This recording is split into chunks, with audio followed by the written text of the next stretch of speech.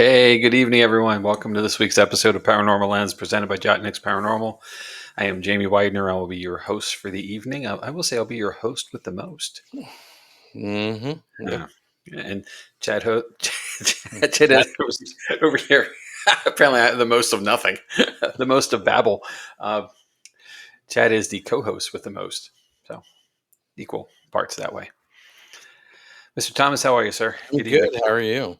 Oh, I am. Well, I'm going to tell you this. I'm tired, so I think I had about 4 hours of sleep last night, and I just proved some of that. The cognitive decline of lack of rest. So if I start to nod off, just knock on the screen. Okay, Uh-huh. I'll wake up. Don't worry. Whew, I'll tell you though, you know how it goes. Busy, stuff to do, lots of things. It's the season, so Yep. just digging in. So, how Yep. about you? What's new? What's shaking? Yeah. Hey, Pardon, Carmela. Good evening. About the same. Yeah, We had an investigation this past weekend. I know. I was there. You were there. I was there. You were there. I was there. Um, it was a weird night. It was very weird. I don't know.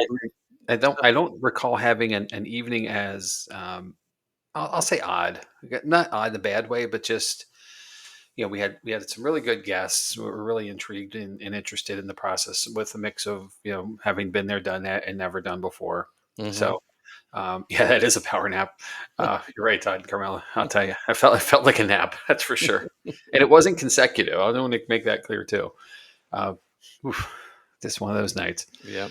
Um, but the energy of the mix of people is always intriguing what it brings, Mm. and there was a bit of a hiccup in the catacombs being occupied for most of the evening by a wedding setup, which some of Yep. the space that we get to use was not there, not available. But once the folks cleared, the activity picked up, and it was really interesting for that Yep. last session that was down there. There was a ton of activity. So, which was your group, correct? Was No, that the I was down there first, so Okay. I had Yeah, to you wait had I 15 was minutes second. So before okay. we can start. Yeah. But anyway, it was a good night. I didn't realize that we had a couple there, and maybe they said it, but I didn't remember. We had a couple there who was celebrating their anniversary.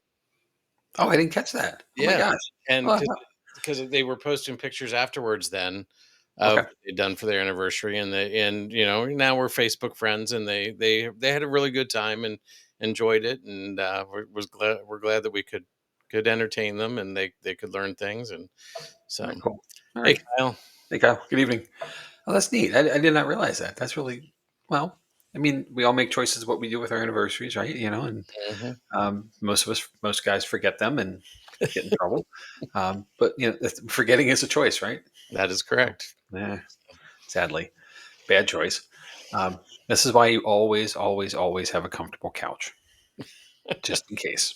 Just You're in bound case. to forget something somewhere along the way. So, Mhm. you know. So, yeah. Oh, So, and then we're again there next we're there again next week, and yes, so nice. We're gonna do it twice. yeah.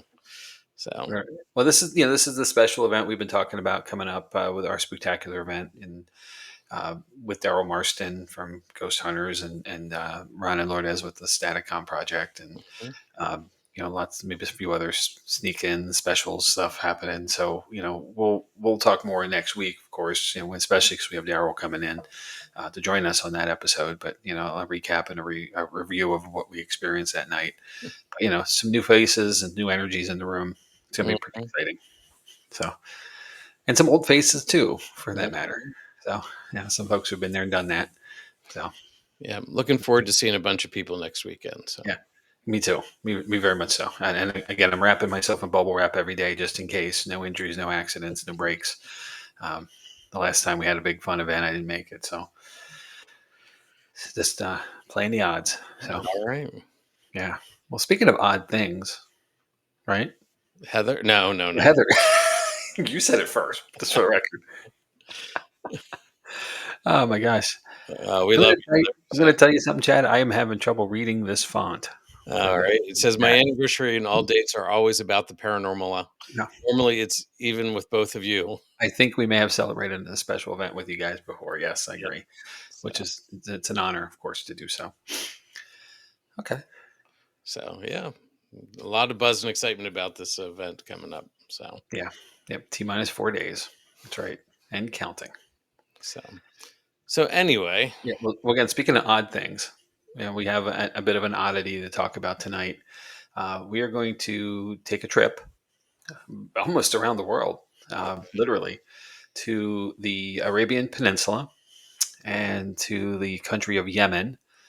And in Yemen, in the kind of northeast corner, there is a place known as the Well of Barhout. And this is, let me move something here on my screen so I can see this a little better. There we go.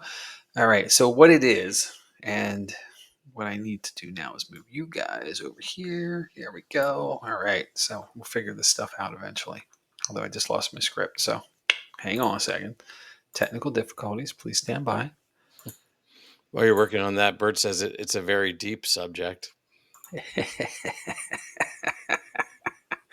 That it is. Well, actually, it is because it is one of those places that is incredibly deep. So I'm losing my script here. I'm going to close out a few things. Sorry, guys. Sorry. That's not what I need either. Man, all I did was slide one thing and I lost everything. It's crazy.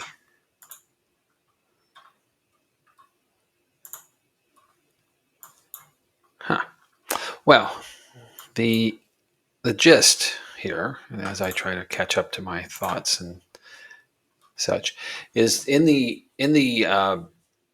Yemen desert there is a hole, like a better term, that is about 30 meters wide that has been there for probably a million years.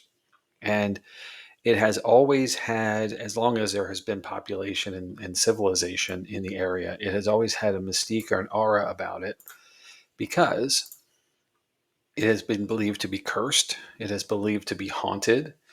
It is believed to have been the home of the jinn, which are the third race created under the Islamic faith. Humans being one, the gods, God Himself, and then the jinn. And they, though, live in an invisible world, or they are invisible to us in our world, which makes them very interesting.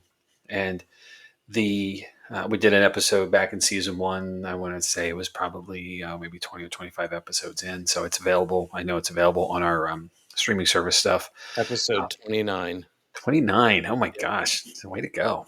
Way to pull that out.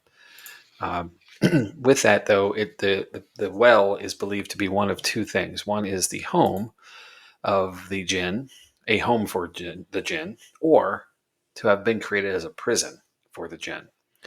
Hmm. Uh, it has a lot of superstition around it. Then, folks believe that if you get too close to it, or if you put things too close to the edge of it, it will be sucked in and drawn in. Um, and that is led to there are foul odors coming out of the depths of it, which leads to believe that when people have been sucked in, of course, the decomposition of people then being the thing that's happening, let's create the smell, and then um, it just keeps adding and adding and adding, and you're talking a couple hundred years, 1,000 years, even of 2,000 years probably of kind of mystique and lore. So Interesting. let's take a look at it here. So here's an idea of it from the air. The slide shows the aerial view. It doesn't look like all that much from that height, but as we get a little closer, we'll definitely get some more visuals. So just to read a bit for you here, and bear with me, I'm going to have a bit of a story to tell as usual. So on the far eastern edge of Yemen, far from any cities or well-traveled roads, there is a black mark in the desert, a giant eye peering up from the earth. Regardless of how odd it looks from above, it is a natural phenomenon, a perfectly round and profoundly deep sinkhole called the Well of Barhout, or the Well of Hell. It is easy to see why. Without the help of wings or long ropes, anything that disappears into its 367-foot deep hole is not going to come out. Let's move over one more slide, and we'll catch up there eventually. I'm, I'm in this the new service provider we're using is beautiful, Chad, and it does wonderful things, but the transition of slides is incredibly slow. So bear with me. I'm trying to, I have things planned out on the old way of kind of moving here. Um, so I want to talk about the jinn a little bit more as we talked about at the beginning. So for centuries, sinister legends, and these are images of jinn. And of course, I put the genie in there from Aladdin because, why not? Um, we're probably going to get sued by Disney, by the way. It's fine. It's on me. I'll take this one. So for centuries, sinister legends have swirled around the Well of Barhout. It is said that, it is said that visiting or even talking, talking about it can bring bad luck. It's also said to be a prison for the uncontrollable jinn, a range of spirits that haunt Islamic mythology. The jinn, according to legend, will claim the head of anyone brave or foolish enough to descend to the bottom. Yes, the locals always told us about that, says geologist and caver Mohammed Al Kindi, matter of factly.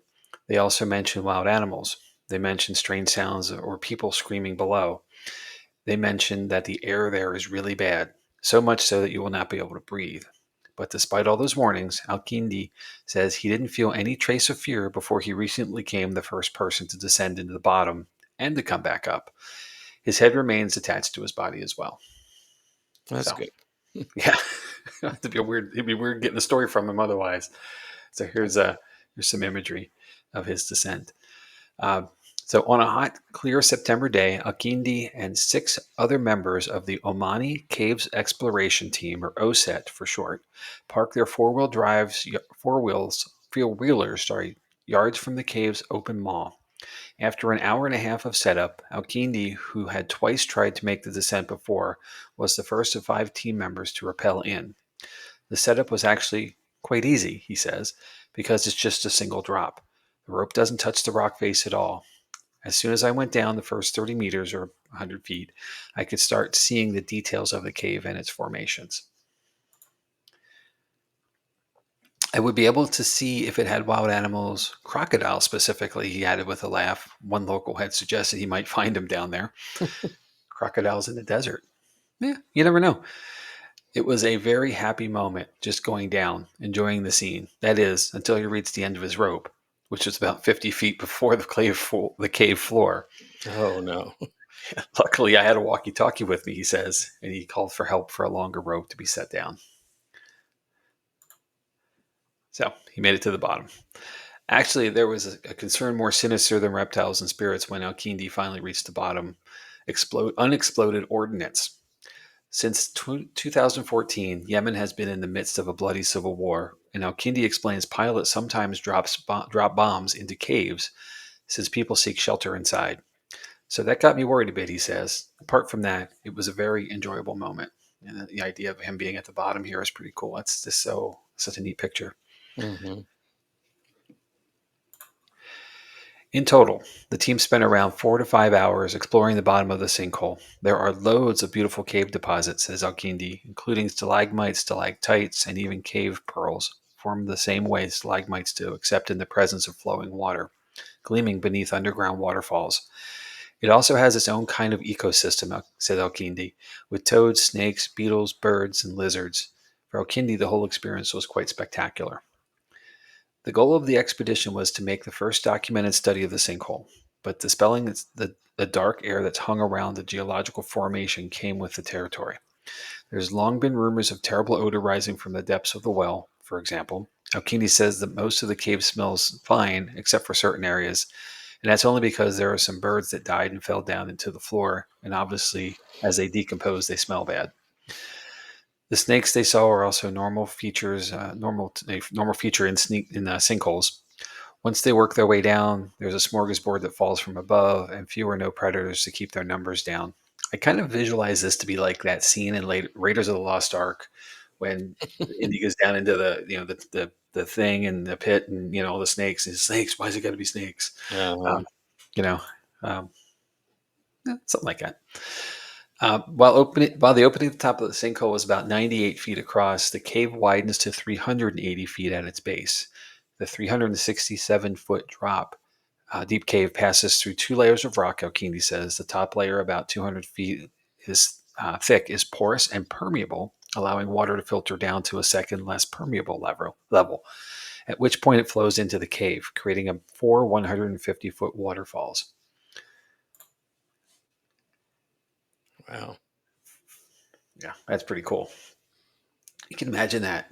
Just the sound it makes, too, that much water dropping.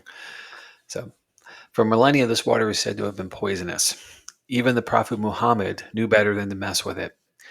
In a hadith, a saying attributed to him, the Prophet warns the worst water on the face of the earth is the water at the Wadi Barhout in Wadi. Man, here we go. Wadaramat, which is like locust in comparison to other pests. It gushes in the morning and is dry by the evening. Hmm. When asked if the water is poisonous, Al-Kindi laughs. Well, apparently not. I'm still alive. He drank at least a bottle of it while he was down there. I also took samples and analyzed it with some colleagues in one of the local universities here in Oman, he adds. It's very fresh, very normal water. Sam Lasman, an expert in Middle Eastern literature at the University of Cambridge, says that the most of the well's sinister reputation likely comes from its 7th century hadith. In the 9th or 10th century, this hadith gets interpreted into the idea of a barzakh, which is sort of like the Islamic limbo, he says. The souls of good people go to Zamzam, the best water in the world, and the souls of unbelievers or wicked people go to Barhout, the worst water in the world. Over the course of several centuries, Barhout shifts from a place of poisonous water to a place for sinful souls. Personally, I don't think anything like what is described in the Hadith exists, says Al-Kindi. I think the caves have normal features, including another site which has been saddled with the infamous Barhout name. The term also might apply just to the region of Yemen. Al-Kindi estimates the sinkhole could be several million years old, but its origin too is a subject of local legend. One legend says that an ancient king forced Jinn to carve the well as a place to hide his treasure. Think about Aladdin, right? Mm-hmm. The cave, so maybe. Mm-hmm. In others, the well has always served to contain evil, uncontrollable jinn. In Islam, jinn are one of the three classes of intellectual beings, says Lasman, alongside humans and angels. While angels are bound by God's will, jinn and humans possess free will. Humans are created from blood and earth, while jinn are created from smokeless fire, says Lasman. They occupy an invisible world known as in the Quran as Al-Gahib. They have this sort of ethereal, sometimes almost intangible quality. They're thought to be shapeshifters, he says. Like humans, jinn have the capacity for both good and evil. And the jinn in the well were of an evil choosing sort, known in Islam as the Ifrit. While most of the sinister reputation of the well can be explained by the hadith and its frankly intimidating appearance, it's not entirely clear how it got associated with jinn, but that's also not a huge mystery. The association of jinn with scary places, dark places, subterranean places, vermin-infested places, that's everywhere in Islamic stories, says Lastman. Jinn can also disguise themselves as other creatures, in particular snakes or insects. Al-Kindi guesses that there were local legends swirling around the cave long before the prophet's hadith. If people don't know about a place and if they can't reach it, they will invent around it all kinds of stories, he says. Sometimes they do that for a reason. Maybe they want to prevent their kids from going there. Maybe they want to tell someone that we go down to this place, for instance, you will get support from jinn or ghosts or whatever. We've heard those stories too, right, Chad? Yes, we have. You know, telling the tale so scare your kids straight, all that Yep. stuff. You know, never did it myself once, never. Throughout the world, different cultures have their own version of jinn, human-like creatures that exist in parallel unseen world. From Japan's Onro to La Pastola in Colombia to Ireland's Tatham de Danann, such creatures, Lastman says, offers a framework for understanding physical illness, mental illness, history, foreignness, variety of sorts of social mysteries, social traumas, and social obsessions in ways that a lot of cultures find helpful. Certainly, the Osset team and their mission to the bottom of the well of Barhout won't eradicate the millennia old belief in Al Gahib and the beings who are said to reside there, but it will serve as an educational purpose. Al Kindi says at one point a crowd of 80 locals had gathered around to watch the cavers. At first, they were full of warnings, but when Al-Kindi resurfaced unharmed, they gathered around, asking what he had seen. Al-Kindi answered their questions, showed them photos, and even gave them samples of water in cave deposits. As news of the expedition has spread, Al-Kindi says, the findings have reassured people. What we did here, I think, is essential because we changed people's minds at least about one of these places. Cool. Interesting. So, a few thoughts. While there isn't any evidence of jinn or other mystical presence within the Well of Barhout, it will always be a subject of folklore and mystery there. The work of OSET to explore and map it will go a long way to debunking the claims of its paranormal activity. But as we often say with our Jotniks paranormal team, just because you can't see it doesn't mean it's not there. True. I'd like to cite a couple sources. Atlas Obscura, our good friends there, and vise.org are the two main sources for this. Okay. You want to discuss a little bit? Yeah. So there's a lot of stuff there, right? Hmm. It's gorgeous. It Like, is. It is so cool. What I want to say about this, and it's interesting because it's a very deep hole in the ground, right? And it doesn't have the ability for you to climb down because of the way it opens and kind of recesses beyond the opening. So you have to have, as they showed, you have to rappel. So locals wouldn't be able to do that readily or handily, and especially where this is in like literally the middle of nowhere. This is the only hole like this in the world. There are several. And what I found really interesting, and I believe it's in either Wyoming or Montana, there is a hole that is so deep, people have been trying to fill it for years, if not centuries, with just stuff, brush, appliances, the modern era. uh, Anything that they could throw in it, they've thrown in it, and it still hasn't. They've never heard anything hit the bottom, which I interesting. think is fascinating. Uh-huh. Now with drones and everything else, we're starting to understand what it really is, and it is essentially a very large cavern. But there's also one like it in Russia and Siberia. That and there's been several actually open in Siberia, sinkholes basically opening up. With these huge cavern sets underneath them. That as you stand and see, and you drop something, you expect to hit the bottom, right? Nothing hits after you wait and you wait and you wait.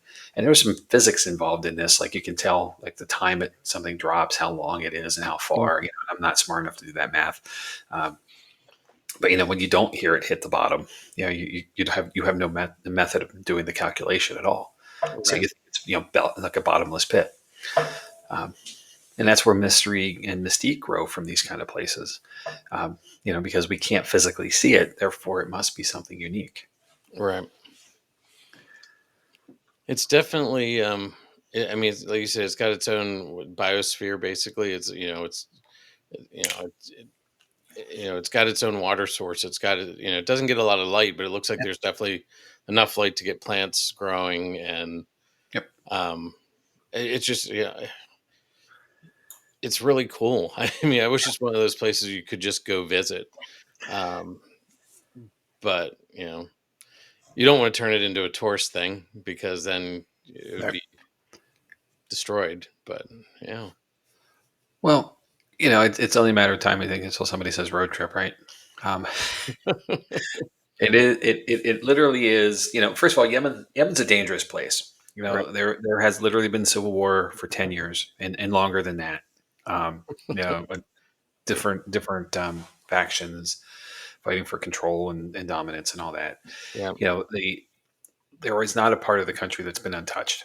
And a lot of folks, as you move away from the major cities, you get into the desert, you get into the more nomadic lifestyle folks, and even there though, nothing's been untouched by this. Right. It's been bad, um, and with respects to that, it's not a safe place for us as Westerners, to travel to. Right. Um, so as much as I'd like to, yeah. And remember, it says um, too far in the country is too dangerous for a road trip. Yeah, you're correct, sir. I agree completely with that one. Um, but it's on the list, right? We can dream. A different day, a safer time. Yeah. and that paranormal plane we keep talking about getting. Uh, you know, Well, maybe someday too. It'll be a virtual a virtual trip that we can do. With the it's true. drones but Wyoming is doable. Wyoming is very doable, except in the wintertime. Nope, not doing So, that. but it sounds like that cave hasn't been explored. It So, not that I can tell, no. But as we are progressing again with technologies and um, more and more drone technology, better drones. You know, mhm, the problem is, when you descend into these kind of things, it's like, how much signal can you carry? right. So they often have cameras on them, but if you want to do anything live, you're going to have to wait for it to come back. And of Yeah. course, you lose the drone for some reason, then you have no idea what's going on. That makes it even worse, right? It's Right. creepier. So, Jamie, can you imagine being the guy who was rappelling down there, the first guy rappelling down there, and he comes to that knot at the end of his rope? Hopefully, he had a knot at the end of the rope. Hopefully, yeah. Have you ever done any rappelling or anything like that? Oh, it's been a very long time. Okay. Very, very long time. I So, was probably 30 years ago. so, And and doing a 200, like if he was 50 feet above the bottom, so he was probably using a 250-foot rope. I mean, yep, that's a specialized kind of rappelling. It's not just a regular figure eight yeah. sort of thing. But yeah, can you imagine that? So, uh, Well, and the thing is, with respects to, we see these in movies all the time where somebody's like, "Hey, pull me up," and no one's there, and you got to do that manual climb. I'm assuming he has equipment to help him move up, yeah. but uh, just to be there at the end like that and just dangling, the Mhm. view had to be pretty cool. Like if we pause for a moment, I'm sure there's no panic. He's got a team, Right. Um, it's not like he fell that far, like he slipped or something. He and landed at the end of his line. He got there on purpose, Right. and then that whole pause moment of just waiting. You're just hanging there, just looking around, and that Mhm. had to be a really cool moment. That's the best view, right Yeah. there. Kind of thing. 50 feet is 5 stories essentially. You're on the rooftop looking around Yeah. of a building. It says that had to be really neat. Hmm. And then it would have gotten old real fast. Well, yeah, that's true. Those images are not comfortable. So, Are we but there yet? Are we there yet? Are we yeah, there yet? but it's definitely. So it was a team of what, six? Did you say that went down? There's six in total. Yep. Okay.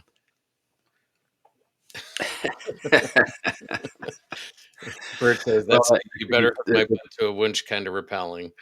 So yeah. yeah, I can understand.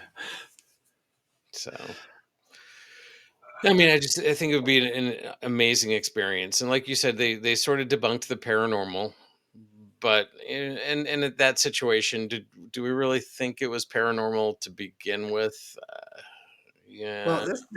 this place had a smear campaign essentially, and I'm Mhm. not talking crap on the Prophet Muhammad or anything, but he kind of gave it a bad name, Mm, which therefore it has a bad name, right. and um, I found it really interesting, more so than the jinn, but also the place where the unbelievers would be sent, so like, you think about heaven and hell that way, and that would be that's why it's the well of hell, Right. as another name. So. But Um, again, here we're looking at a religion that is trying to keep people away from a dangerous place because it is a 300-foot drop into Well, the no, it's more than that. It's more than that, though. I agree. Physically, yes, I agree with you completely. But it is also the whole belief that if you do well, you do good, and you follow the path, you will be rewarded. And if you don't, you won't. right. So and that's not unusual for any religion of the world, No, right? no. We're all there. Everybody has their version of heaven and hell. Mhm. Um, but the idea is that this is a physical place, where others are ethereal. They're above and below. Right. It is below, but there's an actual opening. With respects to that. So you, I don't know if someone's just going to take it there and chuck you in or what. It's kind of maybe. Oh, yeah, that's right. So it's not normal, therefore it must be paranormal. You're right, Bert. So, Yeah, I mean, it's kind of fun. to look at the history like that, from the perspective, and the jinn are. It was one of my more favorite episodes we did last season. It was fun to research and all the classifications of jinn, Hmm. all the different types there are. I think there were six or seven different types of jinn. And I think you did the Yurei. In Right. Japan, the same thing. The spirits there, their classifications, and each one does a different role or title and position. So there's like a hierarchy. And with this, the good jinn were elsewhere, and the bad were here. So it keeps Right. adding to that negativity, all of this. This particular place, and it's essentially because it's a big dark hole. Nobody knows what's down there, so it has to be bad. Just that binal fear that we all Mhm. have of the unknown was there. Hmm. Yeah. I'd still like to go visit, but bypass the country. Just visit there. Yeah, they just land in and land and take out. But I got at, to. at a 90 feet wide opening, you can probably land something pretty big, like a helicopter in there. So you wouldn't want to. Don't get me wrong. Right. That's the preservation of the resources and everything that would totally destroy things. But Hmm. it's fascinating. That's such a big opening as well. That's a huge diameter. And Yeah. that's also why you see it from such a distance. It's obvious. All right. Yep. Here's Bert. I agree. I love the world oddities. I'm addicted to Expedition Unknown. Yep. And this week the new season started last week there, so they were at Petra, nearby in Jordan. So that was episode one was of a two-parter. So new episode tomorrow night, 9 o'clock. Gonna be there too. I'll be there. It's already recording.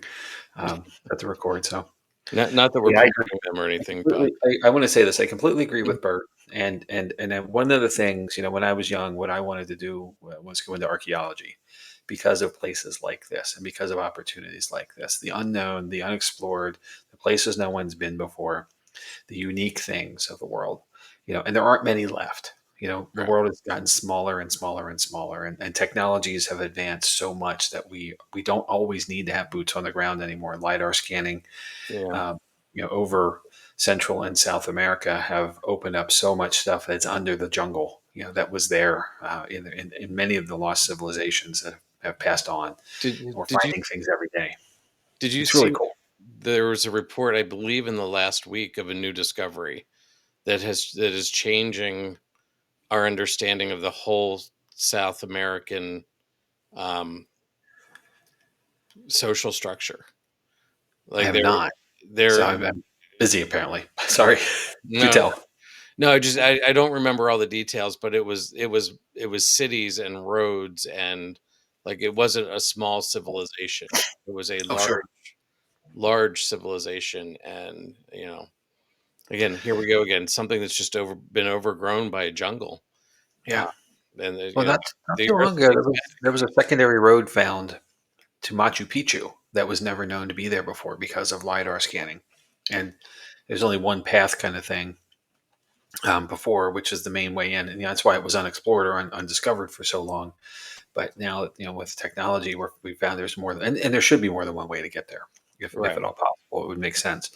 Um, so it's fascinating to me that we are moving so far away from physically showing up with a spade and a strainer, um, and crawling around in the dirt a lot, which is still necessary once something's discovered. But the finding of the locations is so much more advanced now and easier to do. Right. And every one of these places has come with some kind of a story about it as well. A curse, a protectant spirit of some kind. There's all kinds of stuff in the local mythos, that is meant to scare, again, you and I, being the stranger, from going there. And Right. even those who are in that community around it or near it, the same way. It's just scaring your kids straight. It's fascinating. It doesn't matter what corner of the world you're in. Right. It's the same. Hmm. That's amazing too. Yeah. Yeah. All right. Well, I don't know that we can say paranormal or not, but I'll ask. What do you think? I don't think it's. I mean, it's not normal. You don't get big sinkholes in the middle of the desert that have I think that's what intrigues me. You've got you're in the middle of the desert, but underneath the desert, you've got what looks like a very lush. It's a different zone there It's than a it is different, above. yeah. It's just Yeah. like it's not arid. You've got all this groundwater is feeding these. What do you say? Four waterfalls Or waterfalls. Yep. and just yeah. It's so it's not normal. I don't think it's paranormal. I don't think it's what we really classify as paranormal. It's an oddity, and it's a very cool oddity. Yeah. So I'm in the same spirit with you, pun intended. um, yeah, I want it to be more. I really do, and I love the idea that it's all of the context around Jin, especially the prison idea, like and the created to hide treasure, for a king. Those are so cool. I mean, that's the storyline out of Aladdin. right, Um, and I'm forgetting the cave, but that whole mystique of it, had to have a special entrance to get in. Uh, it would be neat, to have all that be true, at least somehow be true. hmm But again, it's such fantasticalism. I just made up a word. I I'm tired. Um, but yeah, it's so cool to think that it could be, and that's the thing that I think that draws the continuation of the folklore of it. right, Even though the Osset team is working with the locals to, for lack of a better term, debunk right, the stories, but it, we know plenty of people who've been presented with facts and truths about something and still choose to believe something else, and that's cool. That's right, what you want. That's fine. I have no qualm about that. Um, you know, but the true thing about the paranormal is that we have yet to be able to factually prove. right, We have a lot of evidence and we have a lot of information, but we truly haven't gotten that physical thing yet that says this is it. And right, that's what drives, I'll tell you from my perspective, that's what drives me back every time to an investigation, regardless of where it is the potential that would be the opportunity, for that capture of evidence and information that will help move the field away from the shadows and into something more significant and trusted. You know, I think a lot of people still think about us as those people who walk around in the dark and talk to themselves, and it's not untrue, right? right. Because we do, but and it's a hobby versus something more significant. hmm And we'll find this out Saturday, with Ron and Lourdes and Satacom, how far technology can take us into capturing things that are more substantial and more cognitively clear than anything we've gotten so far. And I'm really excited to see that process because I think that's where we're going. The future is in things of that nature. Right. So Todd and Carmela have a question here. Would you camp out overnight in it? Whew, snakes, lots of snakes. Um, yeah, I would. I mean, again, snakes. Without snakes, yes. I don't see any reason not to. I mean, if you go back to what's there, there's really no predators to humans. Like there's nothing that will harm us directly other than snakes. Um, probably some scorpions, things like that are not uncommon for the desert anyway. Birds come and go, kind of thing, because they're not bound by climbing out of the cave or the Right. well. So But are realistically, they, because it's how deep it is. what's that? I'm sorry. But are birds sort of locked in there because of how deep it is? Maybe. I mean, it's 300 feet, so I mean, it's really doable for a lot, depending on the bird, I guess. But if you can get to a place and you have water, so you have sustenance, obviously, and it's going to be cooler in the well than it will be on the surface of the desert. So that's another plus. So yeah, I would absolutely would. Um, it's just then to make sure nobody takes the rope away, So get me back out. I'm gonna try something here. We have some new features available with Okay. our new streaming thing. Okay. Um, I'm going to put up a poll, and Uh-huh. if you in the comments you're supposed to be able to do hashtag option A for yes I would, or hashtag option B for no way. So if you guys want to try that out, we'll see what you guys think. All right. Here we go.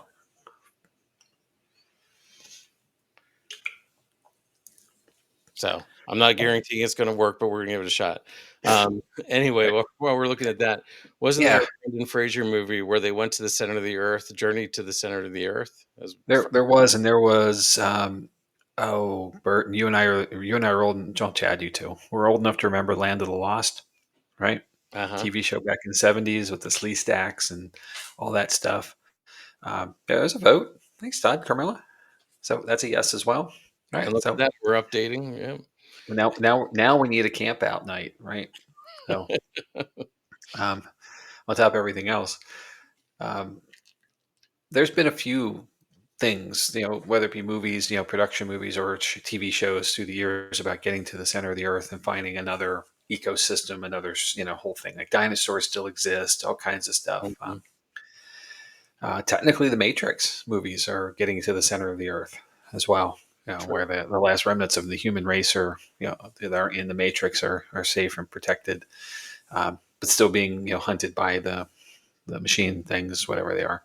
It's been a while since I saw it, but that idea that the center of the earth is a different thing altogether is been documented through all kinds of media through the years. It's pretty cool. Hmm. I love how the pie chart is adjusting as we get answers here too. This is Uh-huh. really neat, Chad. Way to go! So, But once again, Chad Thomas to the rescue. hey, this is just all there. So we had to find Let's it. So, go. but it is cool. Once again, you found it though, so thank So, you. That's so neat. we have some intrepid campers apparently. So we've All got right, 4 people who want to go camping there. So, I will bring the s'more stuff. well, that makes 5 and 6 because they're not. We're Well, that's true. No, so. we're not in the survey. But yeah, well, definitely an interesting story, Jamie. So Well, thanks. Yeah, I thought so too. And as I went through this, I wasn't sure how paranormal it would be. But bringing the gin and the other folklores of the bad things there, and the fact that it got the bad rap from Muhammad, they kind of put the stamp on it for a long, long, long time is kind of cool. Um, so yeah, well that'll be my story. I'm going to stick to it, sir. all right. Well, should we talk about what's coming up? Yeah, All right. So coming up, we next week, and I did confirm with him today. So we've got Daryl Marston. I voted. I He- voted. Yay! we got Daryl Marston with an investigation follow up from this weekend. He voted for me too. Well, we're the same, so we're both trying to experiment apparently.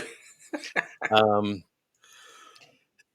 so that's next week. It should be a fun thing, and Daryl's got plenty of stories. So Oh yeah, even if you'll we be have happy. a very quiet investigation, Daryl's got plenty of stuff to tell us. Yep, absolutely. And I've said this before, and I will say this again and again and again. This Daryl Marston is one of the most real people in the field. He's a genuine individual, and having had the pleasure of being around him a couple times at investigations, he takes his craft seriously, but he also has he has a well of information, and he has a well of information and knowledge from all the places he's been and all the things he's done through the years. But Hmm. he also has he's a good dude, and I think he'll bring some light to our episode. So looking forward to it. Yeah. So then after that, in a completely different follow up, we've got Ron Yacovetti and Lourdes Gonzalez, and we'll be talking about what they've come up with Staticom. And they've got some updates to Staticom, so that we've Yep. plenty to talk about with them as well. Yeah, Um, so that'll be another good show, that'll be a return for them to come back to us as well. right? Being about this time last year, okay, I think when early November instead. I'm sorry, almost a Yes. year ago. So a lot of things have changed. Hmm. Very looking forward to catching up with them. Yep. Then the week after that, November into November already. Where has time gone? Yeah, Um, November 5th, I'm going to dig into the Mount Washington Hotel, which is it's got some interesting history, that's for sure. Princess Caroline resided there quite a bit. I'm not sure if you know who that is, yeah, of course. yeah, she spent a lot of time there, traveled back and forth between there and I believe it was France where she was princess. Could be wrong on that, but just starting to dig into it. She's a princess somewhere. Yeah, but she she the b she sh the bed that she had traveled with her. That's how much she liked her bed. So it was able to break down and travel with her, and it was set up every time she came back. So, very interesting stories there. Then after that, you're gonna be talking about Rose Mackenberg. Yep, Okay. I will. Do we need Um, to tease that at all? Do we tease it? go for it. Mm, Okay. So Rose is a person, um, and who was quite alive. So this is not a she is not a paranormal case, but her work with Harry Houdini is where they were, and Houdini. I don't know if anybody. We should do an episode on Houdini, I guess, too, at some point. But um, Houdini had a keen interest in the paranormal, specifically in seances, table tipping, all the divinity, the divination type things. mhm, But he also realized there was a lot of fraud, and unfortunately, with losses of his own in his life, he did not want others to be subject to false hope, false pretense, and he went to about casting some individuals to help him debunk and decertify, if you will, individuals who were fraudulently taking advantage of people. mhm, Especially knowing that they had significant loss and hardship. So Rose was one of his. One of these individuals, and she was one of the more prominent ones who stayed with him for quite a number of years. So we're going to talk about her, Houdini, a little bit, and the process they went through. So some cool stories there. okay. After that, I'm gonna jump into, the Queen Mary, which is, another one where there's lots of history and stories about that one. And Lots. then after that, you're gonna do Great Lakes Triangle. Yeah. Again, all you need are 3 points and some spooky stuff in between. You got a triangle. So Exactly. So they're everywhere. so, a lot of interesting things coming up, and that'll take us through most of November, Yeah. actually, all of Gosh. November, I think. Yep, And, it will. then we'll be into December. We got a couple of things we're trying to figure out some stuff for December yet, but Yep. we'll get it up there. Again, There's always more to come. yep. Um, we've got the Spooktacular coming up this weekend. We won't don't need to go too much into that because uh, we've covered quite a bit of that. And are you reading Bert's comment?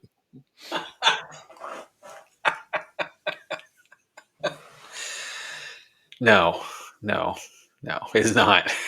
That would be proud, Mary, sir. But close, close. I'm sure there's a version. Yeah, I'm sure. One of those things like where the bathroom is on the right, instead of the bad moon on the rise. Um, I So can understand where you might get that mistaken. anyway, Misquoted lyric. um, following up with Todd and Carmela here, since we're on this slide right now. Yeah, Looking forward to the shows. Nice show and topic, gentlemen. See you both Saturday. Do we need to bring equipment? That's totally up to you. We yeah, have equipment, but if you have equipment, you're more than welcome to bring it and use it and see what you can find. The more equipment we have, the more chances we have of. absolutely. The more the merrier. That way, I'd always say, we have a plethora of things, but having everything out there is always a good thing too. So feel free. It's your choice. You can bring it and not use it. That's up to you as well. Right. So then after that, we only have two more investigations this year, Jamie. Whew, It's that's hard to believe crazy. we're wrapping up the year already. I remember sitting here doing an episode near the end of last year and realizing about the same, for time. And I thought, how did the year go by? And next year will be slower, simpler. No, um, no, it's blown by once again, as yeah, all years seem to do. well, Um, and amazing. I'm sure most of you know that I have a senior who spends time at Jamie's house as well. But it was homecoming this weekend. It was the realization that this was Zoe's last homecoming, and Yeah, just time just keeps going by. It keeps it rolling does. on. So. And yeah, yes, we need more equipment. We always need more equipment. So, True story. so Yeah, and Ted, I appreciate that. And this weekend was one of those moments over here as well, where we realized it was the first of one. It was one of the first of the lasts. mhm, Homecoming coming first, and now we're going into the fall play, and which is a big event for us. And with Zoe, mhm. um, the holidays, or kind of like that afterwards thing, and Yeah. then You jump got right into the spring and the well, spring musical and maybe we have Christmas um, or holiday concerts and all that. Like yeah, it's the holiday stuff. Oh my gosh, yeah, I forgot about the shows. Those shows, yeah. maybe on purpose. I don't know. It's so neat though, and it's what a great kid you got. So Yeah. she's got it all figured, and she's level headed. She's done very well with all of this, and Yeah. she had a blast this weekend. I can tell you that. So Yeah. I yeah, she did. So we talked about it last night. It was she couldn't stop smiling. So yeah. Well, oh, to be young, oh, to be young again, right? spent 6 hours in the car with her. So Yeah, that's true. That's right. That's forgot about that. So 3 hours talking because she was taking her friend home. But right. but anyway. Yeah, I got quite a lot last night. So that was really cool. So and Heather said we'll see you on Saturday. Can't wait to meet Todd and Carmela in person. So Absolutely, I me think too. everybody here is going to get along well. I know I think I've met most of the people here. So we're Yeah, all you, yeah. you are our social butterfly. So Yeah, who knew, right? Who knew? exactly. So It's all good. here are our socials. You found us already. We've got Instagram. TikTok should be picking up again. I know Kirsten said that she was going to start working there more. Good, good, good. Um, she's got not too much on YouTube other than the show, but Instagram and um, we're always looking for email. Still waiting for some real not junk email. That's at Hey, paranormal. hey, hey! That YouTube one was not junk. That was. They were very concerned about us. Well, let me finish this up. It's paranormal lens podcast at gmail.com. Um, so what Jamie's referring to is we posted the episode of the Japanese suicide forest. Say it, Chad. I Say it. Nope, I don't even have it in front of Say me. it. You can say it. Aoki Gahara. Okay. I can And say because I said it like 6,000 times in that episode. Um, and the next morning, I woke up the next day. I woke up like 6 o'clock and checked my email, and there was an email from YouTube saying because we actually do post these on you post the podcast on YouTube as well. That's the one I always forget. Um, Saying that they were concerned about something we had posted, and that if we needed help, there's somebody's out there to reach out to, and it was like, oh, that was oh, nice. it is nice. Someone actually, was concerned. I appreciate that. So so yeah. Um, Well, on yeah, that, and well, to add a little bit more, so with respects to where we are here with Facebook and YouTube, on our live episodes on Tuesday nights, the rest of tomorrow afternoon, early afternoon anyway, this will be uploaded to all of the streaming services. So if you are finding us later, you know, you're welcome to join us on a Tuesday at 9 if you can. But we'll definitely get up with all of our stuff coming afterwards. It's kind of one of those things with the networks. It's live one night on regular airtime, and it's on Hulu the next. It's kind of like that. So you don't have to be here to catch up. But if you are catching us elsewhere, please, please, please leave us a comment. Leave us some information on how you felt about the episode. Folks are here with us or dropping in comments and so forth. But if you're out there in the world and you're catching us later, we'd love to hear your feedback as well. It's important to us to let us know how we're doing. If you're like, you guys are great, that's great. We love that, of course. Who doesn't like to be told you're great? But if we're missing the mark or something else we could be doing, we'd love to hear about it too. We're always in the constant improvement process. What can we do better? How can we do better? The transition to this new streaming service that we're on, as far as how we present, it was a nice upgrade. Helped us out. It's doing much better for us. So, and leave some stars if you can. We'd love to get a couple reviews just to give us some. Again, if you don't want to leave a comment, you can leave stars, leave a review wise. Please let us know. It matters. We really appreciate you. And thanks. Regardless of what you do, thank you, everybody. Regardless of how you found us, thank you for watching. We do appreciate it. We try to have fun with these episodes, and feedback helps. But just knowing that you're out there, it really helps us too. So, mhm. everybody, have a great week. And we look forward to seeing you next week with Daryl Marston as our special guest. So I think I can say until then. Chad, any last thoughts? Nope, I think that's it. All right. Jamie, well, yeah, I do. Thank you for putting this together. Like I said, it was pretty interesting. Something I didn't know anything about. Sure, of So, course. and I found out we've got a bunch of campers in the group. So, Yeah. Who knew? so, so yeah, here we go. So, All right. Well, we will see a bunch of you on Saturday. Yep. And if we don't see you Saturday, we will see you here next week. Same time, same station, all that fun stuff. So, Yep. Good night, all all. right. Good night. Thank you.